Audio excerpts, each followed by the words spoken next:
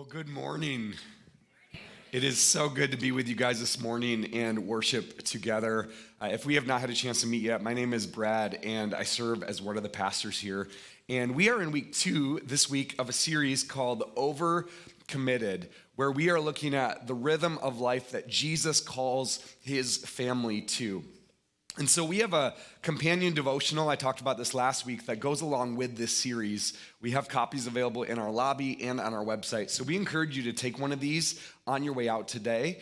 You can work through them with your small group. You can work through them around your dining room table or alone in your time with Jesus. And so we encourage you to go deeper and work through that with this series. So today we're going to be talking about being overcommitted to everything but our homes. And when I was growing up, one of the most formative rhythms that I had as a kid was what I've come to call Fridays with the Karens. Now, what is Fridays with the Karens? My mom worked every single Friday, and so as kids, my brother and I would alternate babysitters. And so on some weeks, we would go to my Aunt Karen's house. And then on alternate weeks, opposite weeks, we would go to one of my best friend's mom's houses, whose name was also Karen. Hence the name Fridays with the Karens. And each of these homes had very distinct rhythms from each other. They were very, very different from each other. Like going to my Aunt Karen's home had a very distinct rhythm. She lived in downtown Grand Rapids in the hood. Yes, your pastor has some street cred here. I grew up on the ghetto. No, I'm just kidding. And so there were rhythms there. Like every Friday we would go to the Goodwill, and I apologize, I'm a little sick today, but we would go to the Goodwill discount store and go shopping. We would have Kraft macaroni and cheese and Pepsi in front of the TV watching The Price is Right. Bob Barker, spay and neuter your pets, guys. We'd go outside on the trampoline and jump on the trampoline with a sprinkler underneath it and drink water out of the hose and get beat up by my older cousin and go to church league softball games on Friday nights. I mean, growing up at Aunt Karen's house was peak 90s childhood glory. We didn't care about food dyes. We didn't care about drinking water out of the hose. We didn't even care if we got some teeth knocked out, okay? It was amazing. That's Aunt Karen. Going over to the other Karen's house, it was a very different experience. See, this Karen was more of the, like, I run the HOA, can I talk to your manager kind of Karen? And so her house was very, very regimented. She lived in the suburbs and had a perfectly manicured lawn, and every Friday was the same exact rhythm. The menu on Fridays was always peanut butter sandwiches, Granny Smith apples, and white milk to drink. We took naps the same time every day. I got in so much trouble at that house all the time, constantly lectured, constantly in timeouts. We played on their perfectly manicured lawn. Everything about it was very, very structured. And the point is, what I learned as a kid is every house has a normal, right? Every house has a rhythm. Every home has a rhythm of what it means to be normal. My Aunt Karen's house had a normal. HOA's Karen's house had a normal. Your house has a normal. And what is considered normal is actually one of the most important things about any household. Why? Because a home is shaped most by what is considered normal. Normal doesn't just shape our schedules, it ends up forming our hearts. And it doesn't really matter here in this place what your house or your home looks like. I mean, for some of us, we live alone. For some of us, we still have kids at home. Some of us are single. Some of us are married. Some of us are empty nesters. But the question is, no matter what home looks like for you, the question this morning is, what is normal in the place you call home? Like, is laughter normal in your home? Is the silent treatment normal in your home? Is forgiveness normal in your home? Is the presence of Jesus normal in your home? Is love normal in your home? Is explosive conflict normal in your home? Is apologizing normal in your home? I mean, we could ask 1,000 different questions about what is normal in our homes. Why? Because few things shape a house more than what is normal, what is considered normal. And I brought some stats with me today that I want to share with you because I think if we were to kind of bring an average of what normal looks like, there's some pretty striking truths about what normal looks like in so many people's households. Like, for example, did you know that only about 10% of Christian families read the Bible regularly together? 10%. In other words, it is not normal for most families to be in the Word on a regular basis. 62% of working parents say they wish they had more time with their kids on a regular basis. Get this one. This was the craziest one to me. 88% of youth, like students, not kids, students, say faith is more important to them when they see it modeled consistently in their home by their parents. So I want to ask you again here this morning, what is normal in your home? Because a home is shaped by what is considered normal. What we're going to do today in the scriptures is we're going to actually contrast two different families, two different people in 1 Samuel is where we're going to be. And before we go into the text, I want to set up the story with you because these two families had a very different normal from one another. On one hand, there is a woman named Hannah. And Hannah is someone she's infertile. She's barren, and she's been this way for years. And so from the outside looking in, when you look at Hannah and when you look at her family, the assumption in a place like Israel over Hannah would have been because you can't bear kids, there must be some kind of sin lingering underneath the surface that God would punish you in that way. That was the dominant belief system of that culture in that time. So externally, Hannah is very low on the social totem pole because of this. And then you contrast that with a guy named Eli, who is the exact opposite. He is a high priest in Israel. He has spiritual authority among the people. He is someone who outwardly looks like he has it all together. He is, in many ways, a pastor of the community. And I want you to see the contrast between these two families as we look at this throughout this sermon and what is considered normal in these families. So starting in 1 Samuel chapter 1, verses 9 through 14, this is what it says. After they had eaten and drunk in Shiloh, Hannah rose. Now Eli, the priest, was sitting on the seat beside the doorpost of the temple of the Lord. She, Hannah, was deeply distressed and prayed to the Lord and wept bitterly. And she vowed a vow and said, O Lord of hosts, if you will indeed look on the affliction of your servant and remember me, and not forget your servant, but will give to your servant a son, then I will give him to the Lord all the days of his life, and no razor shall touch his head. As she continued praying before the Lord, Eli observed her mouth. Hannah was speaking in her heart, only her lips moved and her voice was not heard. Therefore Eli took her to be a drunken woman, and Eli said to her, how long will you go on being drunk? Put your wine away from you. So right here in this text, you can see how profoundly misunderstood Hannah is. She's literally praying, and the priest thinks she's drunk. But not only that, like Hannah, man, she's in a place of deep emptiness in this text, isn't she? Like she has an incredible husband named Elkanah who loves her and who adores her. But his other wife, Peninnah, her sister wife, is able to have kids. And this woman, Peninnah, she literally mocks Hannah and taunts her for not being able to have kids. So not only is Hannah dealing with this kind of internal wrestling and this internal struggle and this internal battle, but even in her home, she is being taunted because she can't produce life. I mean, Peninnah just sounds like the perfect name of somebody who would make fun of somebody, right? Like, Peninnah, I'm just kidding. Okay, anyway, sorry. I make really stupid jokes when I'm sick. Some of you are like, when you're sick, you make stupid jokes all the time. The point is, Hannah is empty when we meet her. She's profoundly empty. And yet there's something really powerful about Hannah because in her emptiness, she comes before the Lord. She brings her emptiness to God. Like some of you know the emptiness in your home that Hannah knows. whether it's an empty spot in the bed next to you, or an empty crib down the hallway in the bedroom, or an empty seat around the table. Some of you, man, you know the emptiness that Hannah is experiencing in her home. And what is so remarkable and what is so profound about Hannah is that emptiness doesn't lead her towards bitterness. It actually drives her to further faithfulness and devotion and dependence on the Lord.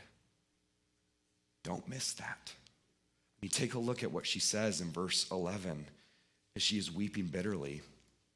She says this, and she vowed a vow and said, O Lord of hosts, if you will indeed look on the affliction of your servant and remember me and not forget your servant, but will give to your servant a son, then I will give him to the Lord all the days of his life. I will give him to the Lord all the days of his life. See, I don't believe that Hannah is making a deal with God, like if you do this, then and only then will I do this. I believe what Hannah is doing in this moment is she is demonstrating that her home is already an altar of worship to the Lord before the breakthrough, before the promise comes through. And you read about that earlier in chapter 1 here, that Hannah and her husband, they were devout and faithful people, that behind closed doors, their lives were marked by devotion and love for their Lord. Their normal was worship. Their normal was sacrifice. Their normal was dependence and trust on the Lord. That was Hannah's normal. I just want to ask us this morning, can that be said of our homes? Even in the midst of emptiness and pain, even in the midst of unmet longings and expectations, can it be said that what is normal in our home is that our home is an altar of worship to the Lord? Like, is it normal for you to pray in your home as a regular rhythm? Or is that just reserved for tragedy and for emergency? Is it normal in your home to trust God with your finances, even when things feel tight, trusting that even before he comes through in that area, you're going to step out in faith, just like Hannah? Is it normal in your home for the Bible to be open and read? I remember one of the most annoying things as a kid growing up is my parents insisted that we read the Bible every single day after dinner, and I hated that rhythm as a kid. It felt mundane, it felt monotonous, it felt really boring, and I will tell you, that simple rhythm is one of the reasons why I love the Bible so much today, because they were actually willing to lead our family through this and make it really normal that as a family, we were going to read the Bible. And it was just going to be a part of what we do. Is it normal in your home if somebody were to peer in and look at the rhythms and the life of your home, would they be able to say your family, your home, your marriage, your singleness, you are more dependent on God or more reliant on self-ability and self-reliance? What is normal in your home? So as Hannah's story goes, eventually she does get pregnant. And she ends up giving birth to a son named Samuel. And I want you to see Hannah's reaction to the Lord after she gives birth to Samuel. This is what it says in 1 Samuel 1, 27 and 28. This is Hannah speaking. For this child I prayed, and the Lord has granted me my petition that I made to him. Therefore I have lent him to the Lord as long as he lives. He is lent to the Lord. And he, Samuel, worshiped the Lord there. In other words, she surrenders her entire parenting journey to the Lord. She surrenders her entire home to the Lord. Now that's Hannah. And Hannah's an incredible hero of the faith. Like, if you are going to have a baby girl, Hannah's a great name to name a child. Like Jezebel, not so much. Hannah, great name to name a child.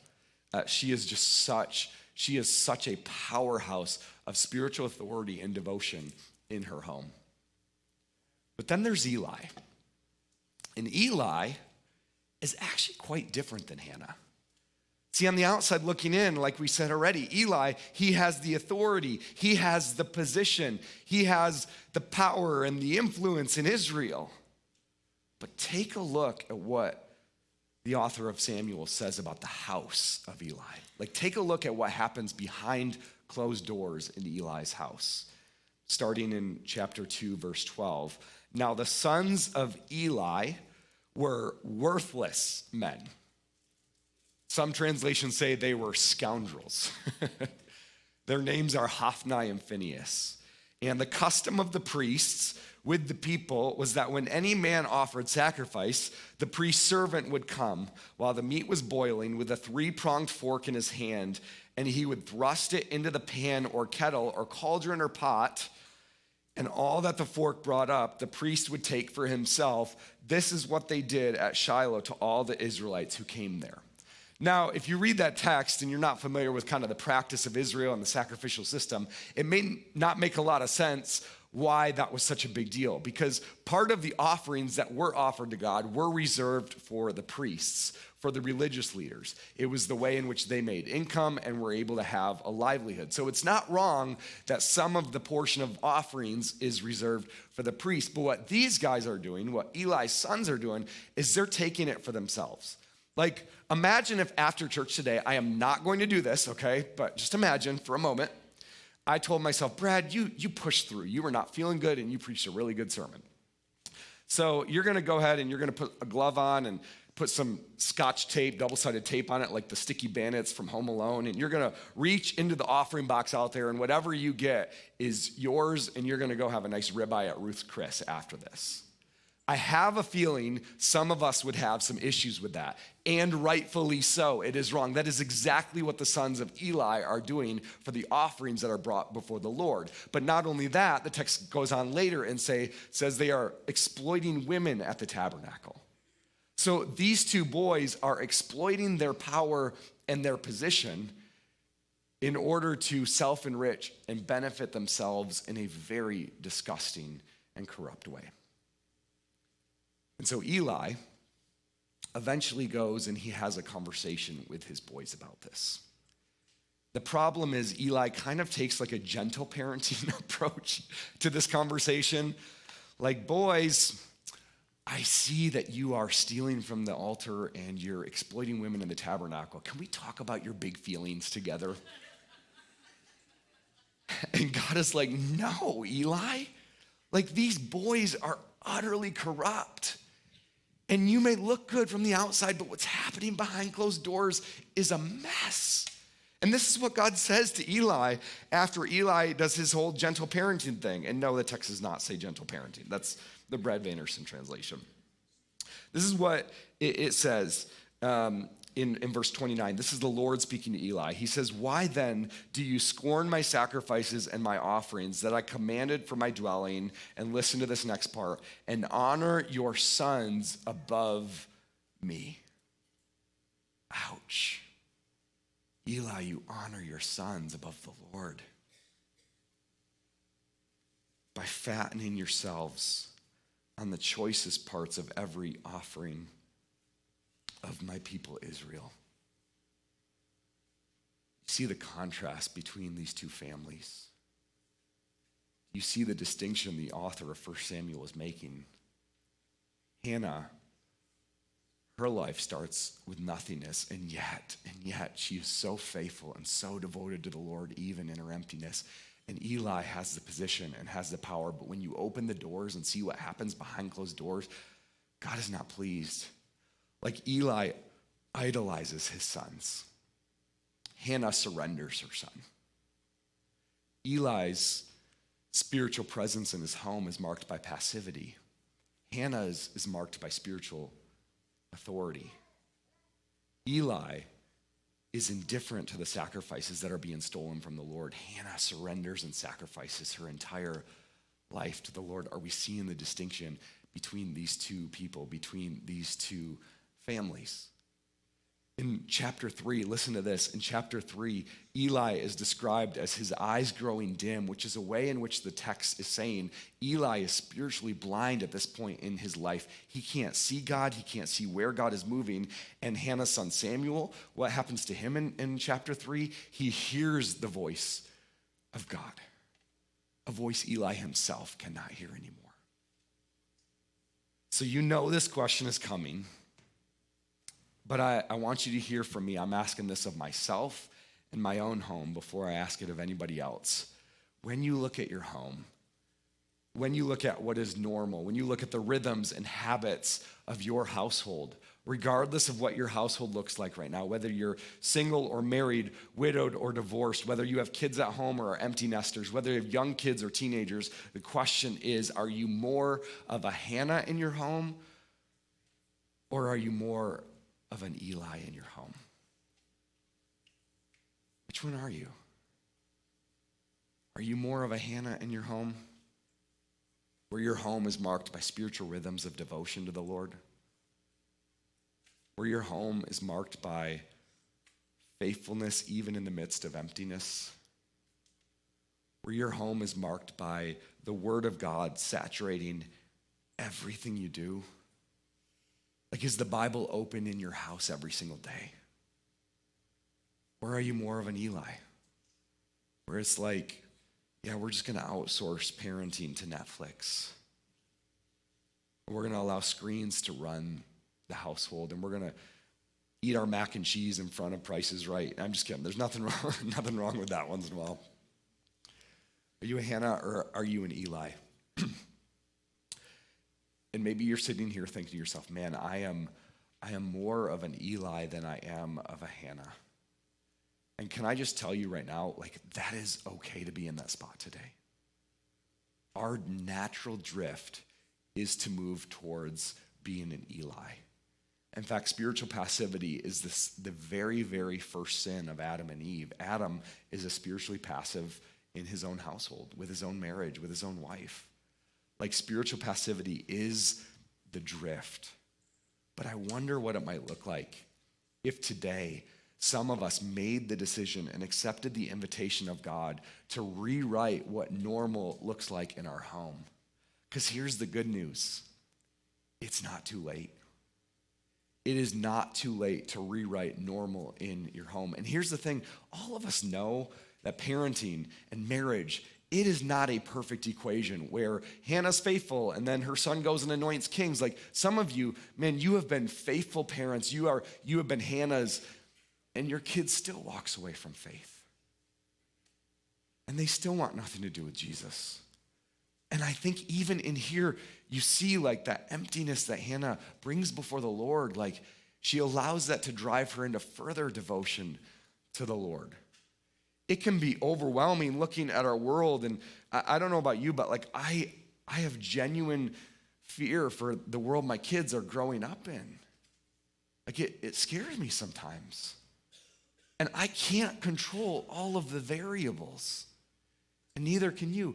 But there's a detail in this story, and I hope this one little detail, this is where I want to land on today. I hope this one little detail provides you profound encouragement and hope this morning. No matter if your life has looked more like an Eli than it has like a Hannah, I think this one detail in the story has a profound invitation for every single one of us.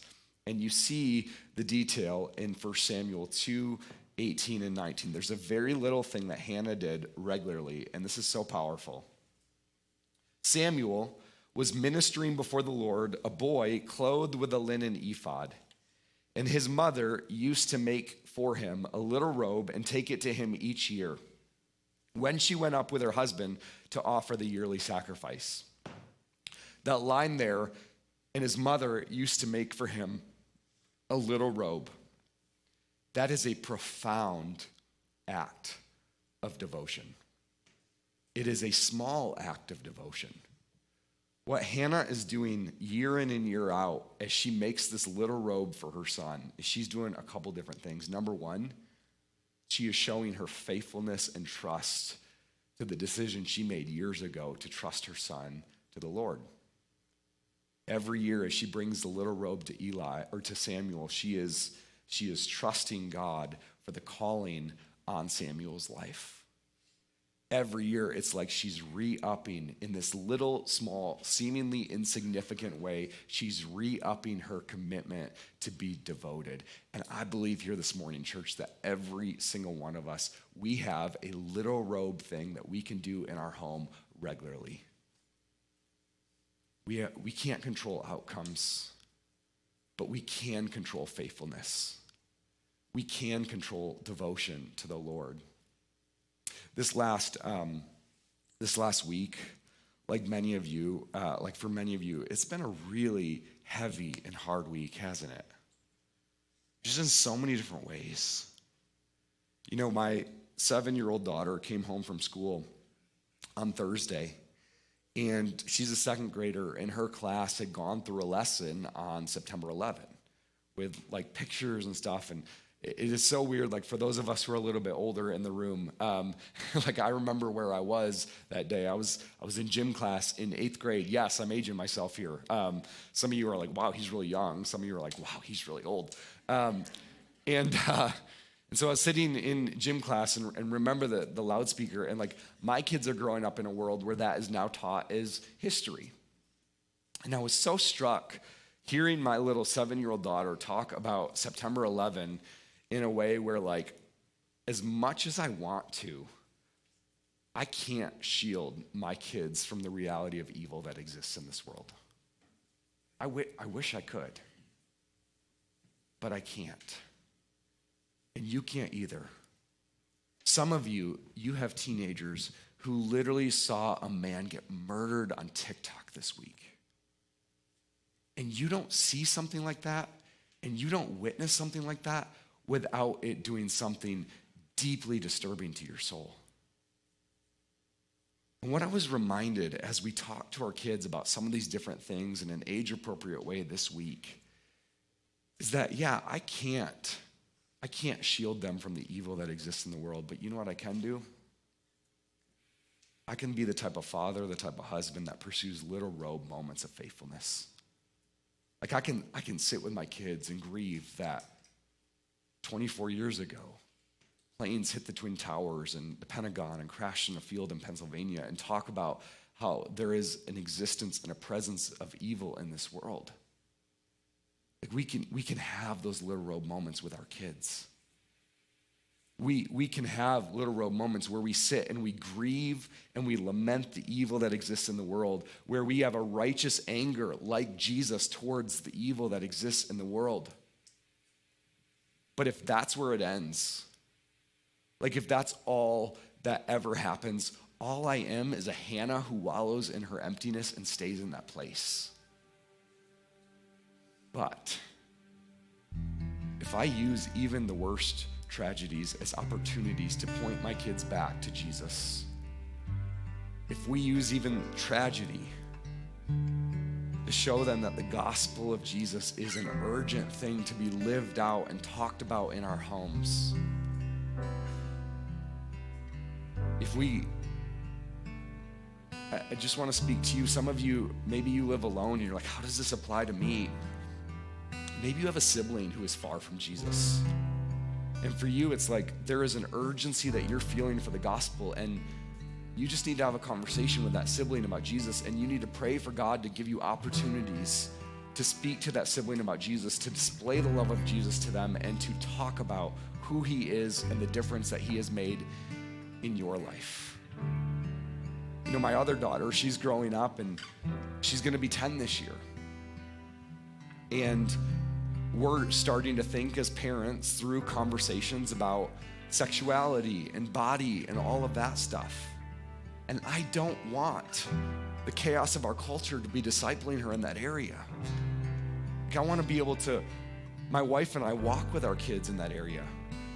You know, this coming October, Josh and I, we're going to be teaching a 7-week course on Monday nights on Christian sexuality and what it actually means to have these little robe type moments in our families, in our homes, and deep devotion to the Lord, even in this hotly contested area.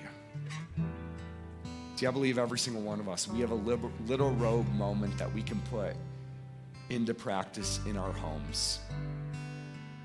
Maybe it's praying around your dinner room table, not just in tragedy, but daily. Maybe it's reading a psalm with your kids every day before bed and asking them to highlight their favorite verse in the psalm. Little robe moments. Every single one of us have little robe moments that we can incorporate into our lives. I want to just close with a piece of encouragement for you. If your life and your home is marked by more regret than more hope at this point in your journey, Here's what's so powerful, and therapists and psychologists will say this. They say what is even more important than the rupture that happened is the repair and the way we go about repair. In fact, Dr. Dan Siegel, and this is echoed in by a lot of different therapists, is the repair of rupture is perhaps the most essential of all relationship processes. Meaning, it is never too late to start praying for your kids. It is never too late to start sharing about Jesus with your sibling or your coworker or your spouse even. It is not too late. New Life Church desperately needs Hannahs to rise up in our homes. Men, I want to call some of you out. It is time that men in our church stop putting the burden of spiritual authority on their wives and expecting them to sink under that weight, but actually carry it alongside them. It is time to rise up. We need a whole new generation of Hannahs that are willing to take this seriously. You cannot control the outcome, but you can start where you are right now with little robe acts of faithfulness. And so how we're going to close here this morning is that we're going to invite us as a church into a time of very deliberate and intentional prayer over our homes. And so where you are, go ahead and just stand up. If everybody can stand up in the room. And what we're going to do is we're going to just out loud read this prayer out loud together. And here's the thing, I don't have much of a voice, so I need you to read this with passion and gusto, okay? Can we do that? Yes, I love it. All right, let's read this out loud together. Lord, awaken my home from passivity and fill it with your presence. Today I choose to walk in the spiritual authority you have given me. Thank you that you are the one who restores what is broken and repairs what sin has damaged. Make my home an altar of worship so that generations will know you.